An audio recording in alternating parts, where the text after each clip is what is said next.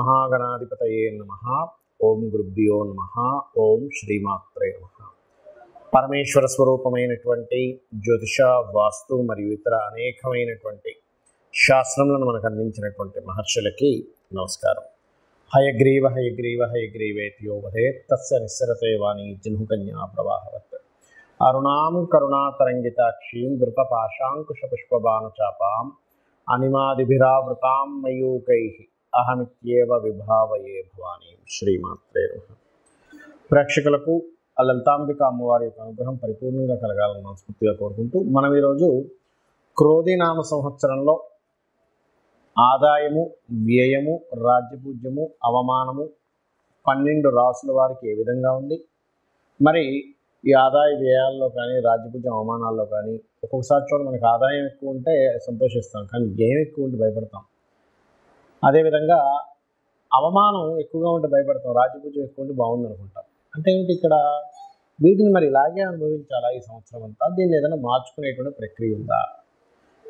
మరొక విషయం ఏంటంటే మీరు గుర్తుపెట్టుకోండి, ఈ పంచాంగంలో ఇచ్చేటువంటి ఈ ఆదాయ వ్యయాలు, రాజ్యపూజ్యం, అవమానము ఇవి యాజ్ ఇట్ ఈజ్ ఇలాగే జరగాలని రూల్ లేదు. ఎందుకు చెప్తున్నానంటే మీ యొక్క పర్సనల్ చార్ట్ అనేటువంటిది ఒకటి ఉంది. మీ పర్సనల్ చార్ట్లో కనుక ఆదాయం సంబంధించినటువంటి అంటే ధనయోగాలు బాగా నడుస్తున్నాయి అనుకోండి, ఆదాయం గురించి ఏం కంగారు పడకండి, చక్కగా ధనయోగం వస్తుంది. వ్యయం తక్కువగా ఉండేటువంటి మహాదశలు నడుస్తున్నాయి అనుకోండి, ఏం అవ్వదు, ఏమి కంగారు పడదు. ఇదేంటంటే జనరల్గా అందరికీ చెప్పేటువంటిది ఇది. అలాగే మరి వీటి ప్రభావం ఉండదా అంటే కించిత్ ఉంటుంది. దాన్ని తగ్గించుకునేటువంటి మార్గం కూడా నేను మీకు చెప్తాను. ఒక్కొక్క రాశి గురించి మనం తెలుసుకుందాం. ముందుగా మేషరాశి వారి యొక్క ఆదాయము, వ్యయము, రాజ్యపూజ్యం, అవమానం పంచాంగాల్లో ఏం చెప్పారు దాని గురించి మనం తెలుసుకుందాం క్లియర్గా. చూసుకున్నట్లయితే ఆదాయం 8, వ్యయం 14. ఇది వినగానే అమ్మో ఆదాయం 8 అండి, అంటే ఒక 8 లక్షలు వస్తే 14 లక్షలు ఖర్చు అవుతాయా అనిపిస్తూ ఉంటుంది. అలాగే చూసుకున్నట్లయితే రాజ్యపూజ్యం 4, అవమానం 3గా చూపిస్తుంది. అంటే ఏంటి, నలుగురు మిమ్మల్ని మెచ్చుకుంటే మిమ్మల్ని వేలెత్తి చూపించే వాళ్ళ యొక్క సంఖ్య 3 ఉంటారు. ఇప్పుడు ఇక్కడ చూడండి, ఆదాయం మరి పెరగాలి, వ్యయం తగ్గాలి. అసలు మేషరాశి వారికి ఉండేటువంటి గ్రహస్థితి ఏ విధంగా ఉంది, ఇప్పుడు అసలు పెంచుకునేటువంటి మార్గం ఏమిటి? అనేక మార్గాలు ఉంటే అందులో నేను మీకు కొన్ని చెప్తాను. ఇక్కడ మీకు ఆదాయాన్ని ఇచ్చేటువంటి ధనాధిపతి మీకు శుక్రుడు అవుతాడు. అలాగే 2వ స్థానంలో శుక్రుడి యొక్క సంచారం మే నుంచి రాబోతుంది. అంటే ఏమిటి, ఇక్కడ 2వ స్థానంలో గురువు 2వ స్థానంలోకి రాబోతున్నాడు. అదేవిధంగా మే 1వ తేదీ, మే 2వ తేదీ నుంచి గురువు 2లోకి మారుతాడు మేషం నుంచి. అంటే 12వ అధిపతి ఎప్పుడైతే 2లోకి మారుతాడో మీ ఆదాయం పెంచుకునేటువంటి మార్గాల్లో ప్రత్యేకంగా మీరు విదేశీ సంబంధించినటువంటి ఆదాయం పెంచుకునేటువంటిది కనుక మీరు ఎంచుకున్నట్లయితే 12వ అధిపతి 2 కాబట్టి మీకు ఆదాయానికి ఇబ్బంది అనేటువంటిది ఉండదు, గుర్తుపెట్టుకోండి. మరొకటి ఏంటంటే వ్యయం, అంటే ఖర్చు స్థానంలో రాహు ఉన్నాడు. రాహు ఉన్నందుకు అనుకోకుండా ఒక మాయలాగా అరే ఎందుకు ఖర్చు అయిపోయిందో అర్థం కావట్లేదండి, ఇలా ఖర్చు అయిపోయింది, అలా ఖర్చు అయిపోయింది అంటుంటాం. అంటే ఏమిటి, ఆ ఖర్చును తగ్గించుకునేటువంటి మార్గం ఏమిటి? ఏ నామస్మరణ చేస్తే మనకు ఖర్చు తగ్గుతుంది అంటే దుర్గానామాన్ని స్మరించండి. ఈ వ్యయం 14 ఉన్నందుకు ఓం దుర్గాయ నమః అని ఉదయం కానీ సాయంత్రం కానీ మీరు చేశారా ఖచ్చితంగా మీకు ఖర్చు అనేటువంటి తగ్గుతుంది. ఆదాయం పెరగడానికి 2వ స్థానంలో గురువు వస్తున్నాడు కాబట్టి జయ గురుదత్త, శ్రీ గురుదత్త అనే నామస్మరణ కానీ, అదేవిధంగా ఓం సంపత్కరీ సమారూఢ సింధుర బ్రజ సేవితాయ నమః అనే నామస్మరణ కానీ చేశారంటే ఖచ్చితంగా మీకు ఆదాయం అనేటువంటిది పెరిగి తీరుతుంది. ఎందుకంటే విశ్వంలో మనకి ఏ గ్రహస్థితి ఎలా ఉన్నా, ఎక్కడున్న అమ్మవారిని నమ్ముకుంటే ఆటోమేటిక్గా అన్ని మార్పులు వస్తాయి. ఇక రాజ్యపూజ్యము, అవమానము చూసుకున్నట్లయితే ఈ రాజ్యపూజ్య అవమానాలకు సంబంధించినటువంటి విషయాల్లో ఇక్కడ రాజ్యపూజ్యం 4, అవమానం 3 అనుకున్నాం. అంటే మెచ్చుకునే వాళ్ళ సంఖ్య ఒక పాలు ఎక్కువే ఉంది. మరి ఇది కొంచెం పెరగాలి. రాజ్యపూజ్యం పెరగాలంటే ఏమిటి, ముఖ్యంగా లగ్నం కానీ దశమం కానీ బలంగా ఉండాలి. అంటే మీరు లగ్న దశమాలు బలంగా ఉండాలంటే మీ యొక్క రాశికి లగ్న దశమాలు ఎవరవుతారు, కుజుడు, శని అవుతారు. సో కుజ శని గ్రహాల దగ్గర దీపారాధన చేయడము, గోవులకు క్యారెట్లు బెల్లము తినిపించడం చేసినట్లయితే రాజ్యపూజ్యం పెరుగుతుంది. మరి అవమానం తగ్గాలి అంటే మీరు చేయవలసింది ఏమిటంటే ఇక్కడ విష్ణు సహస్రనామాలు వినండి. ఓం మిత్రాయ నమః అనే నామస్మరణ చేయండి. సహజంగా కూడా మీకు సూర్యుడు సహజ పంచమాధిపతి అవుతాడు. ఇక మిగతా అంశాలు కనుక చూసుకున్నట్లయితే ఇక్కడ ఈ యొక్క సంవత్సరంలో మే లోపల ఏవైనా సరే ప్రాపర్టీస్ కొనుగోలు చేయడానికి చాలా బాగుంది. మే దాటితే కనుక మరలా కొంచెం మళ్ళీ మీరు ఆల్మోస్ట్ అక్టోబర్ వరకు వెయిట్ చేయాలి. అక్టోబర్ నుంచి ఒక 4.5 నెలల పాటు కొంచెం మీరు ఈ ప్రాపర్టీ కొనే విషయంలో మళ్ళీ కొంత జాగ్రత్త పడాలి. ఎందుకంటే అక్టోబర్ నుంచి మళ్ళీ యోగం ఉంటుంది. మే లోపలే కొనాలి. ఏదైనా ప్రాపర్టీ కొంటే మే తర్వాత కొనకండి, అక్టోబర్ నుంచి మళ్ళీ కొనండి. ఎందుకంటే అప్పుడే మీకు చాలా బాగుంటుంది ఏదైనా ప్రాపర్టీస్ కొనడానికి. అలాగే సహజంగానే మేషం వారికి 6వ స్థానంలో కేతు ఉన్నాడు. ఈ 6వ స్థాన కేతు ఈ సంవత్సరం ఏం చెప్తుంది? ఎందుకంటే మనం మేజర్ ప్లానెట్స్నే తీసుకుంటాం, చిన్న ప్లానెట్స్ అనేది నెల అంటే మాస ఫలితాలు, వార ఫలితాలు వీటికి తీసుకుంటాం. అయితే ఇక్కడ ఈ సంవత్సర ఫలితాల్లో 6లో ఎప్పుడైతే కేతు ఉన్నాడో డైలీ వర్క్స్, డైలీ రొటీన్ చేసేటువంటి పనుల్లో కేతు యొక్క సంబంధం వల్ల ఏదో ఒక ఆటంకం ఏర్పడుతూ ఉంటుంది. గుర్తుపెట్టుకోండి. ఈ ఆటంకం ఏర్పడకుండా ఉండాలంటే గణపతి ఆరాధన చేస్తూ ఉండండి. మంగళవారాలు ఎవరికి అప్పు ఇవ్వకండి, మంగళవారాలు అప్పు కూడా తీసుకోకండి. మంగళవారాలు మీకు రావాల్సిన డబ్బులు ఉంటే ఏదైనా తీసుకోండి, తప్పులేదు. కాకపోతే ముఖ్యంగా గుళిక కాలంలో దీపాన్ని వెలిగించండి, అప్పుడు మీకు ఇబ్బంది అనేటువంటిది ఉండదు. అలాగే ఈ మాసంలో మే లోపల మీకు చూసుకున్నట్లయితే వివాహ సంబంధించిన విషయంలో పాజిటివ్ ఫలితాలు చూపిస్తున్నాయి. మరియు మరొక విషయం ఏంటంటే ఇక్కడ దీంతో పాటు ఇక్కడ విదేశీ యోగం ఉంది, అందులో ఎటువంటి సందేహం లేదు. విదేశాలకు వెళ్ళాలని చేసే ప్రయత్నం కూడా ఫలిస్తుంది. ఇక మీరు చేయవలసినటువంటి దేవతా ఆరాధన, అలాగే మే లోపల మీకు సంతాన సంబంధించినటువంటి విషయంలో అనుగ్రహము, రాజకీయ నాయకులకు కూడా చాలా పాజిటివ్గా ఉంటుంది. ఇక మీరు చేయవలసింది సూర్య నమస్కారాలు ఎక్కువగా చేయండి, సూర్య ఆరాధన చేయండి, అన్ని విధాలా బాగుంటుంది.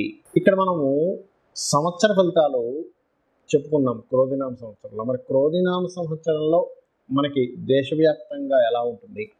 అయితే క్రోధినామ సంవత్సరం రాకముందే మనకి ముఖ్యంగా ఈ రవి కుజుడుతో కలిసి ఈ రాహు శనులతో సంచారం జరుగుతుంది. కాబట్టి ఆల్మోస్ట్ అంటే క్రోధినామ సంవత్సరం మనకి వచ్చేదానికంటే ముందే ఒక 2-3 నెలల ముందు నుంచే ఈ అనవసరం అంటే రాజకీయ పరంగా అనేకమైనటువంటి మార్పులు కావచ్చు, గొడవలు కావచ్చు, గందరగోళ పరిస్థితులు ఇస్తూ ఉంటుంది. కాబట్టి ఈ సంవత్సరం కొంచెం ప్రజలందరూ కూడా కొంతవరకు ఈ కోప స్వభావ సంబంధించినటువంటి విషయాలని పక్కన పెట్టాలి. ఎందుకంటే ఏదైనా ప్రాబ్లం వస్తే క్రోధం వల్ల వస్తుంది. గుర్తుపెట్టుకోండి. ఒకరి మీద కోపం పెంచుకోవడం వల్ల, ఒకరి మీద ద్వేషం పెంచుకోవడం వల్ల జరిగిపోయినటువంటి అంశాలని ఎక్కువగా మనం మననం చేసుకోవడం వల్ల వస్తుంది. అంటే ఈ సంవత్సరానికి ఉన్నటువంటి ప్రభావం అది. ఇంకోటి ఏంటంటే ఈ సంవత్సరానికి రాజు కుజుడు అయ్యాడు. కుజుడు అయినప్పుడు ఏమవుతుంది? కుజుడు అంటే ఏంటి? గొడవలకి, యుద్ధాలకి, ఒక రకమైనటువంటి యుద్ధ సంబంధించిన వాటికి కారకుడు అవుతాడు. కాబట్టి ఈ కారకుడు అయ్యాడు కాబట్టి ఈ యొక్క విషయంలో చాలా జాగ్రత్తగా ఉండాలి అనేటువంటిది క్రోధినామ సంవత్సరానికి ఉన్నటువంటి ఆ యొక్క ఫలితాలు చెప్తున్నాయి. అయితే ఇక్కడ నేను చెప్పేది ఒకటే, మీరు ఒకటే గుర్తుపెట్టుకోండి. మీకు ఈ సంవత్సర ఫలితాలు ఈ ఏదైతే ఉగాది ఫలితాల కంటే కూడా అతి ముఖ్యంగా మీరు చూసుకోవాల్సింది ఈ జన్మజాతక ఫలితాలే. ఎందుకంటే ఈ భూమి మీద ఒకే రాశిలో ఎంతమంది పుట్టినా, ఒకే నక్షత్రంలో ఎంతమంది పుట్టినా అందరి జీవితాలు ఒకలాగా ఉండవు. ఏదో కొద్దిగా ప్యారలల్గా కొన్ని మ్యాచ్ అవుతాయి, కానీ అన్ని మ్యాచ్ అవ్వవు.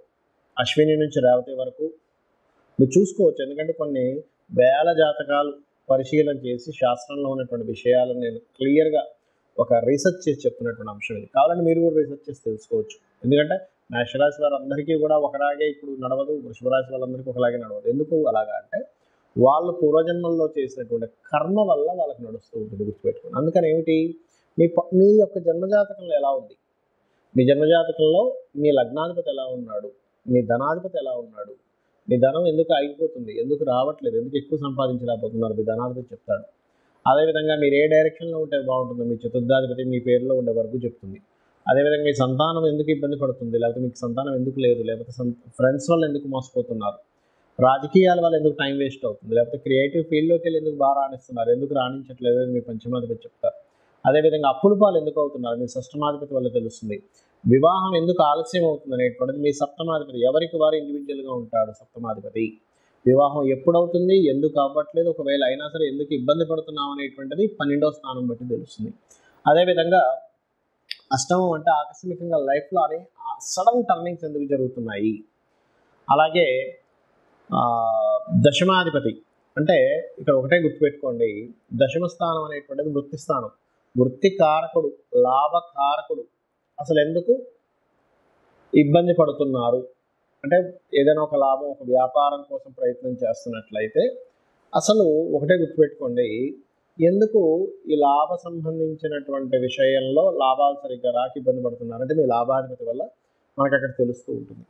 ఆ రకంగా విదేశాలకు వెళ్తే బాగుంటుందా, ఇక్కడ ఉంటే బాగుంటుంది, ఇవన్నీ కూడా మీ యొక్క జన్మజాతకంలో మీ రాహు స్థితి ఏంటి, మీ 12వ స్థానాధిపతి స్థితి ఏంటి, మీ 12వ స్థానాధిపతి బాగున్న సమయంలో మీరు కనుక ఇన్వెస్ట్మెంట్స్ చేస్తే ఆ యొక్క ఇన్వెస్ట్మెంట్స్ బ్రహ్మాండంగా కలిసి వస్తాయి.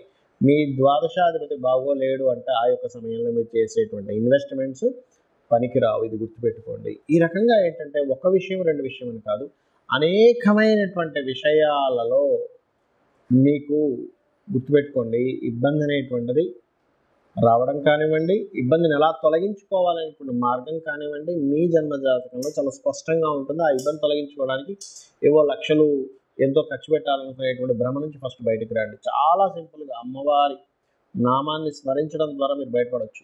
దానికి ఏం టెన్షన్ పడాల్సిన అవసరం లేదు. అయ్యో ఏదో అయిపోతే ఏమక్కర్లేదు. చక్కగా లలితా సహస్రనామాలో ఒక నామం తీసుకొని తప్పులు లేకుండా చక్కగా ఉచ్చరించుకొని మీరు కనుక రోజు ఒక అరగంట సేపు చేశారంటే ఖచ్చితంగా అమ్మవారు మీకు ఆ సమస్యను తీర్చేస్తున్నారు, ఎటువంటి సందేహం లేదు. అలాగే దానం ఇచ్చుకోవాలి, చిన్నపాటి దానం ఏదైనా ఇవ్వడం ద్వారా క్లియర్ చేసుకోవచ్చు. అంతేగాని జ్యోతిషాస్త్రం అంటే వాస్తుశాస్త్రం అంటే ఏదో పెద్ద మొత్తం కూలగొట్టేసేయాలని వాస్తు అంటే, జ్యోతిషాస్త్రం అంటే ఇంకా కర్మిలాగే అనుభవించాలని, ఇదే నుంచి బయటపడలేమని అనుకునేటువంటి భ్రమ నుంచి ఫస్ట్ బయటకు రాండి. జ్యోతి అంటే వెలుగును చూపించేది. మీకు ముందు ఏముంది, నువ్వు ఎలా వెళ్తున్నావు, నీకు అక్కడ ఏమైనా గొయ్యి ఉందా, నొయ్యి ఉందా, ముళ్ళుందా అని చెప్పేది జ్యోతి అంటే వెలుగు చూపిస్తుంది. కాబట్టి ఈ యొక్క విషయాలను తెలుసుకొని మీ యొక్క జీవితాలని ఆ యొక్క అమ్మవారి అనుగ్రహంతో ఆనందమయం చేసుకుంటారని మనస్ఫూర్తిగా కోరుకుంటూ శ్రీమాత్రే నమః.